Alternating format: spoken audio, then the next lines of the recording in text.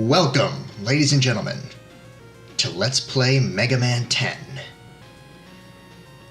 Finally here. Finally, at the end of the official Capcom franchise, or at least I would say that, but obviously Mega Man 11's been announced. So, just when I think we're done, they find a way to pull me right back in. Yay! I'm not complaining. I like the Mega Man franchise. Oh, by the way, I am playing this on the PlayStation 4. You can tell because this is something that you would get from Mega Man Legacy 2, which I got for PlayStation 4. So, I'm not going to cover the intricacies of Mega Man Legacy Collection 2 because that's not what this video series is about. This video series is going to be about Mega Man 10. If you want to see me cover Mega Man Legacy Collection 2 and the specific special things about Mega Man Legacy Collection 2, then I'm going to do that in another video long after Mega Man 10. That's not going to be for right now. This is going to be hard mode, and I am going to be playing as all three characters, Mega Man, Proto Man, and Bass. So, here we go. Our last roster of 8 for now. We have Solar Man, Sheep Man, Commando Man, Pump Man, Strike Man, Nitro Man, Chill Man, and Blade Man. Not my favorite roster of 8 ever, but I went on a big old tangent during the Mega Man 9 Let's Play, where I repeatedly kept saying that Mega Man 10 was better, for a lot of reasons. And first and foremost is the difficulties that Mega Man 10 has offered. Mega Man 10 actually takes a lot of inspiration from, not the classic Mega Man games, believe it or not. It takes a lot of inspiration from Mega Man Powered Up. And you can really tell that with its difficulty select and with its challenge mode. Its challenge mode for this game is pretty much identical in a lot of ways to the Mega Man Powered Up challenge mode. A little bit different, but pretty much identical. What can I say? Mega Man 10 is just the better version of Mega Man 9, I think. I think Mega Man 9 is really great as an entry point for people who want to get into the series and don't want to go all the way back to the earliest Mega Man games, but Mega Man 10 is just... I don't know, in my opinion, I think this game is really well designed. I think most things about this game are better than Mega Man 9. The levels are better, I think the music is better in a lot of ways, because a lot of it isn't just retreading what Mega Man 2 did. A lot of this stuff does sound really cool and kind of original, in my opinion. Something this game does not do well, which we'll cover later, is enemy powers. Like, what the actual special weapons are, they kind of suck. But mini-bosses! We have some honest-to-God mini-bosses in this game, and they're all pretty good for the most part. This giant lightning bulb thing is this lighting bulb thing is pretty easy. You gotta run it across the conveyor belts to get it to actually light up, and then you can jump on the platforms and hit it. You're gonna notice a lot of these bosses, not just mini bosses, but actual bosses in the game, are cause and effect bosses. Basically, you have to use a weapon or something in the environment in some manner to actually get a weakness to open up. By the way, I'm showing off here really quick that these tower enemies, you can actually stand on them and they can actually fall down to the ground. So that's one way to deal with them if you don't want to deal with all the platform bits. So there you go. And also, just to show off that I'm going to be playing as all the characters. What was I going to say? The difficulty select in this game. Unlike in Mega Man 9, where the hard mode and super hard mode options, which were DLC that you had to pay for, this game comes with hard mode, just built in, just as a thing you can have right at the bat. Same thing with easy mode, as it should be. Difficulty select should not be DLC, in my opinion, no matter what. The difficulty actually matters in this game. Like, the difficulties you select do actually change significant things, not just in the levels, but in actual boss strategies. You'll see once we actually get the sheet man what I'm talking about. And also in an extra video where I actually break it down in a lot more detail, the differences between easy, normal, and hard. In this case, I'm just going to be talking about what hard mode is like, but in the extra video I will actually be covering and comparing easy mode to normal mode, and then you can look at this video to see what hard mode is like. Just take a look at this reappear and disappear in block puzzle, for example. This reappear and disappear in block puzzle, as you will see in the extras video, if you decide to take a look at that, in easy mode and normal mode, the reappear and disappear in block puzzle here is completely different. It's easier in normal mode and easiest in easy mode to actually accommodate the fact that you chose easy mode and normal mode. Unlike in Mega Man 9, where the only differences in difficulty were, just moving some fake platforms around, this one actually accommodates and changes whole aspects of levels to reflect the fact that you're playing on a different difficulty, which I think is really good. I think it's really nice. The thing I've been harping on this entire stage, I haven't really been talking about the stage at all, but it's a big deal.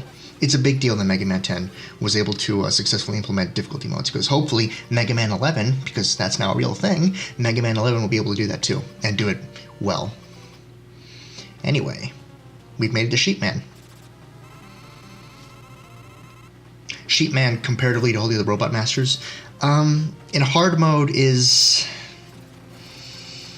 Well, I'm not going to lie. In hard mode, they're all pretty fucking hard. I mean, you'll notice the 4 clouds that went up in the air. The thunder they shoot down, the very first Thunderbolt and the very last Thunderbolt are going to have that shockwave that occurs, that same shockwave you saw Sheep Man just do when he jumped into the ground, and those little electro balls just, went across the length of the ground. You gotta be really careful, because each Thunderbolt on its own does have a little bit of a range to it. It's not just gonna strike directly down and not hurt you if you're like right next to it. It's gonna hurt you if you're right next to it, because there is a little bit of a range to it. His attacks hurt. His attacks are fast. Depending on how the clouds are actually placed, it's really, really difficult to actually dodge the placement of those lightning strikes, you gotta be real careful. Sheepman is not easy in hard mode. None of them are real easy in hard mode. It's gonna become more apparent later on, but some of these bosses have completely new attacks. Sheepman in particular does not have any new attacks. His attacks are just expanded upon and more powerful and more long-reaching than they were in normal mode and easy mode. But some bosses actually have completely brand new attacks in hard mode.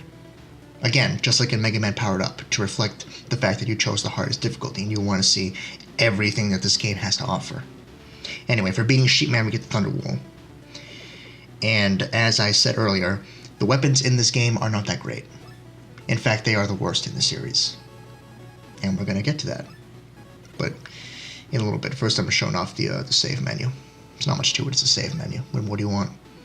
It's notable because it's not in most other Mega Man games, but it was in 9, so if you know what it's like in 9, you know what it's like in 10. Simple as that. Now we're going to move on as Proto Man. Like I said, I'm going to play this game as Mega Man, Proto Man, and Bass, which means I played the game 3 times in hard mode, and let me tell you, this game as Proto Man is fucking masochism incarnate. I mean, it's just... Let me talk about how Proto Man actually plays first. If you played Mega Man 9, specifically Mega Man 9's Proto Man mode, he plays exactly as he does there. He can charge a shot, similar to how Mega Man can in Mega Man 4, specifically, not in 5 or 6, or 7 or 8.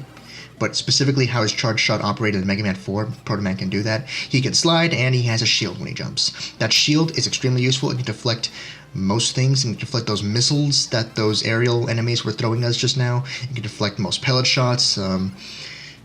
Mostly anything that isn't just like direct physical attack, like contact damage, it can probably deflect it in some way.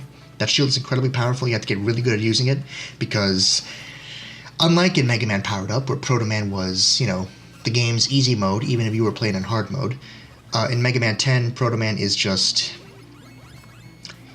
he's super duper hard mode. Like, he can only shoot 2 shots into the screen at once.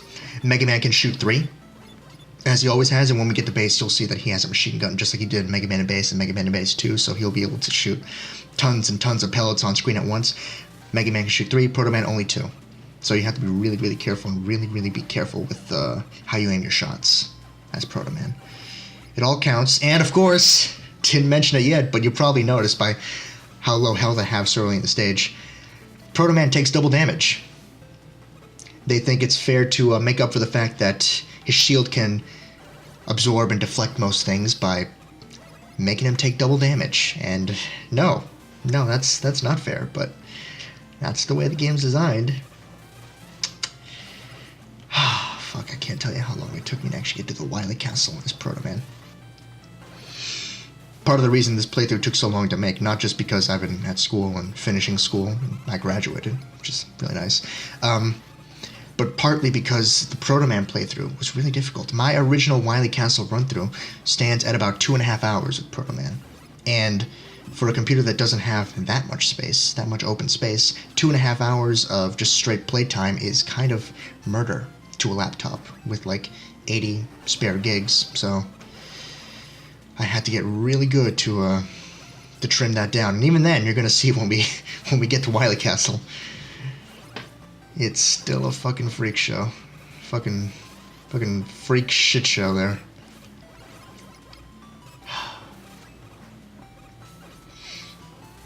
Anyway, you probably noticed I haven't been using my special weapon at all in this stage. Normally I do try to use my special weapon a little bit in the next stage. I don't really do that with Mega Man 10, because the Mega Man 10 powers suck. Like, most of them suck. A lot. Sheepman's power is so situational and only useful with the boss that is weak to Sheepman's power that there is no point ever using that weapon ever again.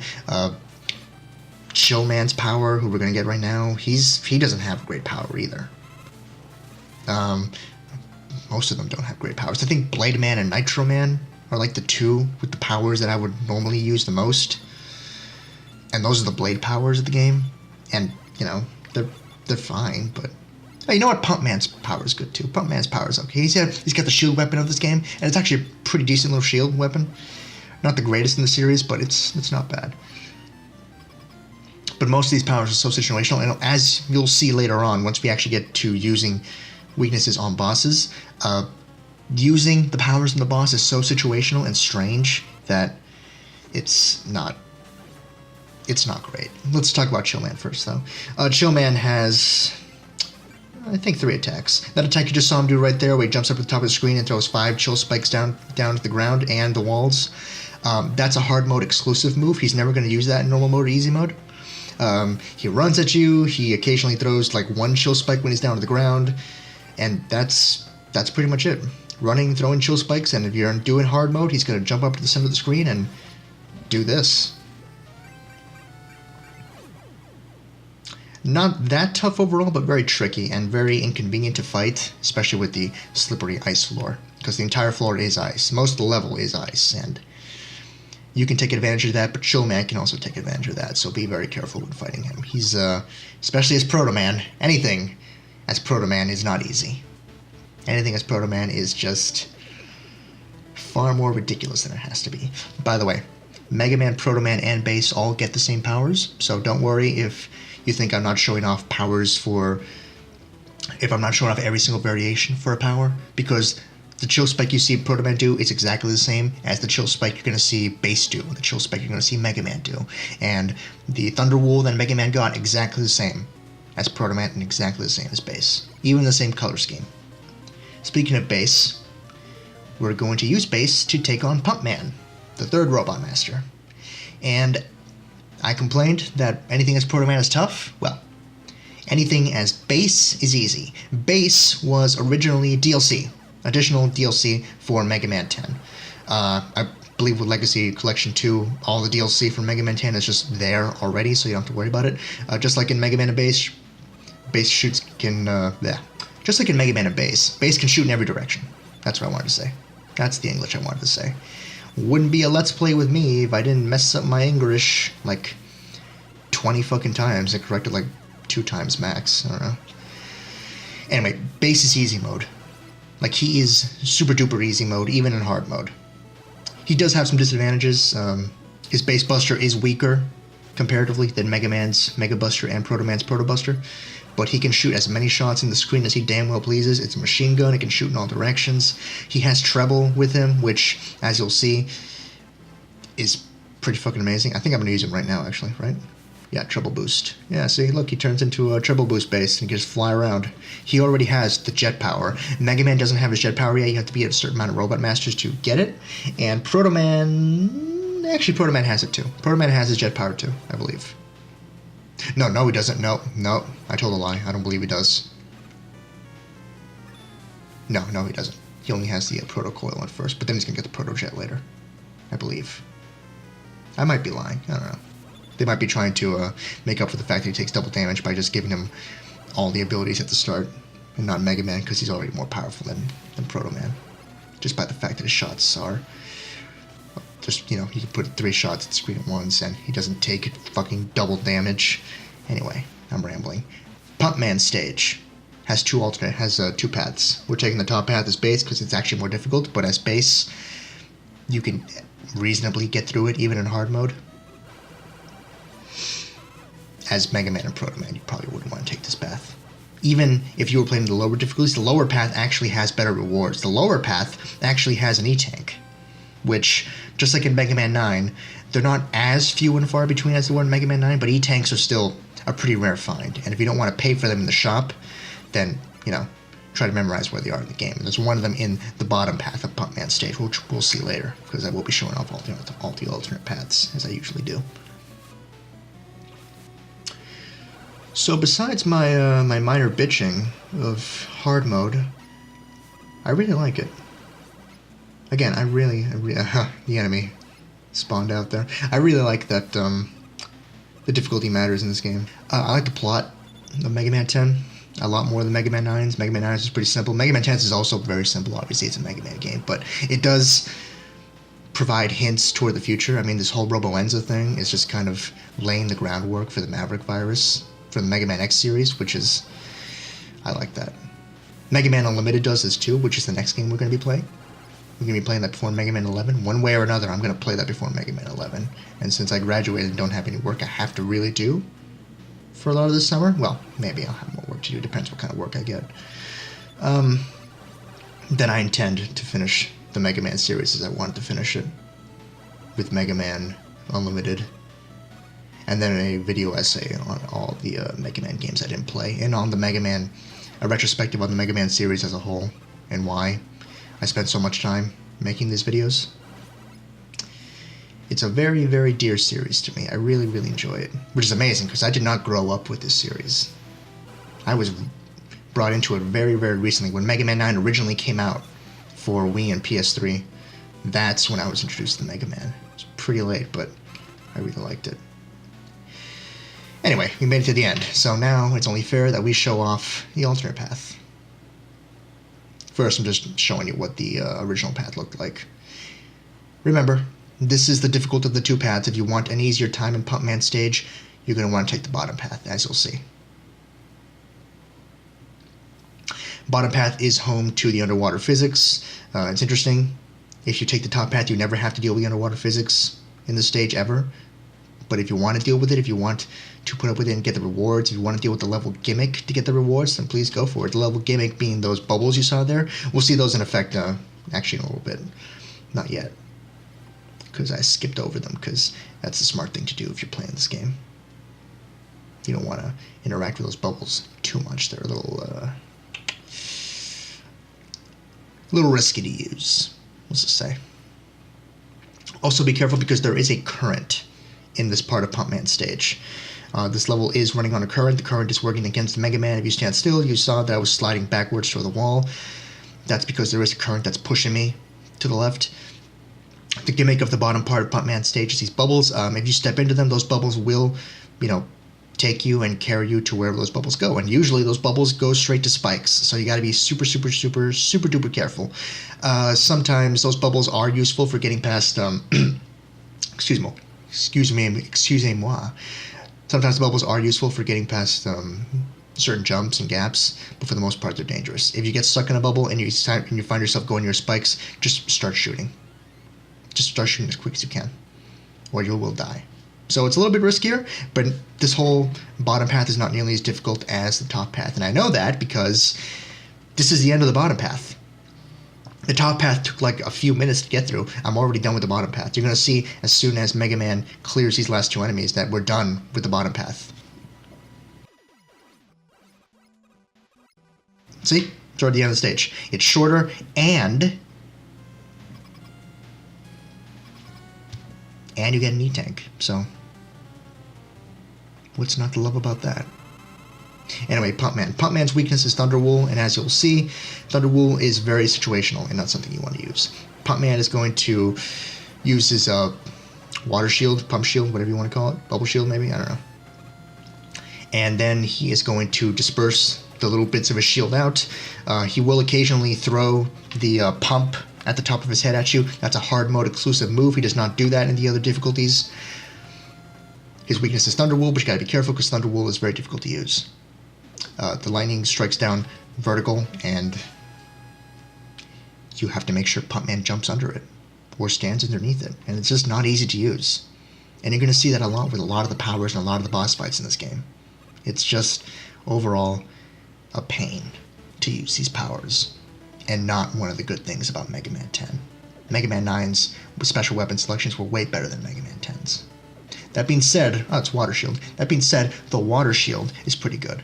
Not only because it can protect you, but because you can actually disperse it out and use it as a long-range weapon.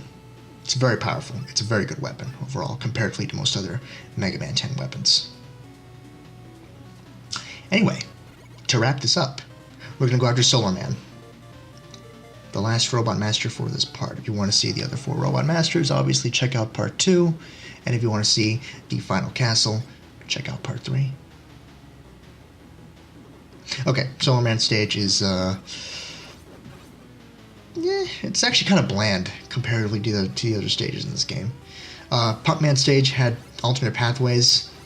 This one doesn't. It's pretty straightforward.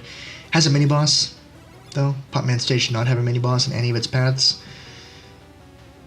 The mini-boss of this stage is okay. It's not bad. I don't mind any of the mini-bosses in this game. They're nothing exceptional, but you know, they get the job done. They're fine. It's decent. One of the main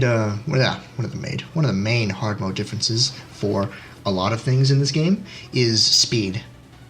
I don't mean your speed, because you're going to run the same exact speed as you always do, but I mean for enemies. Enemies are a lot faster to react and a lot faster to do things in hard mode than they are in normal mode and easy mode. Take, for example, the, I don't know what they're called, but those things that go from, well, you know, I can't describe them, and they're not in the stage, so it's not worth trying to describe them. Things go faster in hard mode. Okay, that's all I wanted to say. Things go really, really fast in hard mode. These two phoenixes here that you have to fight, they're also exceptionally faster in hard mode than they are in normal mode and easy mode. They also shoot more fire from their mouths to the ground than they do in normal mode and easy mode. That's just the trade-off you get. That's one of the main trade-offs you get. It's not the only trade-off you get.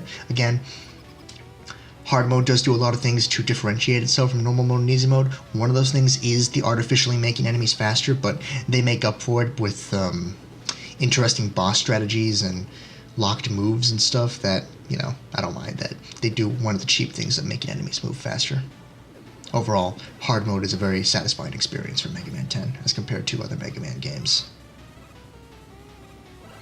Not many Mega Man games have a difficulty select. I think in the X series, only, I think X4, 5, and 6, I think X4 onwards has difficulty selects. Anyway, the point I'm trying to make is difficulty selecting is not usually a thing in Mega Man games. It's very rare that you will find a Mega Man game with a difficulty select. Sometimes it depends what country you're in, if you're playing Mega Man 2. Overall, though, I like when they put some thought into what the actual difficulties mean and what that will mean in terms of gameplay. You know, it's not just, let's make things hurt you for more damage. That's pretty artificial and a pretty boring way of spicing up the difficulty of a game. But Mega Man 10 does a pretty good job. The fact that there are actual moves that bosses will not use in any other difficulty modes is refreshing. And it really makes you feel like you've earned beating them, you know? I don't know if that makes sense, but you've earned beating them when you know you're fighting them at their full capabilities, at their full power, at their full potential. It's really good. Going up that path was not really a mistake because I did want that life, but it's not worth it if you don't have Commando Man's power. Commando Man's power is the only thing that can break through that green wall you'll see right now. That green wall can only be broken with a Commando Man's weapon. So if you don't have Commando Man's weapon, you know, you might not want to do that. But yeah, overall, stage is pretty easy. Not much to complain about. The boss is difficult. The boss is pretty difficult, and I don't recommend fighting him without his power in one way or another. I mean, even Pop Man, you can fight without his power. Chill Man, you can fight without his power. Sheep Man, you can fight without his power. Don't fight Solar Man without his weakness. It's Water Shield. Just stand next to him. Let the Water Shield do its work. Try not to let every single little bit of the Water Shield hit his giant sun that he can generate on top of his head. Just make sure it hits him, and you'll be fine. Just kill him as quickly as possible. He's annoying. It's difficult to predict and difficult to dodge, especially in hard mode. Don't deal with him. Just use his weakness and just get it done. And that's it. Because I think there's a cutscene coming up. In which case, if there is, I will see you all next time. I hope you enjoyed. See you in part 2.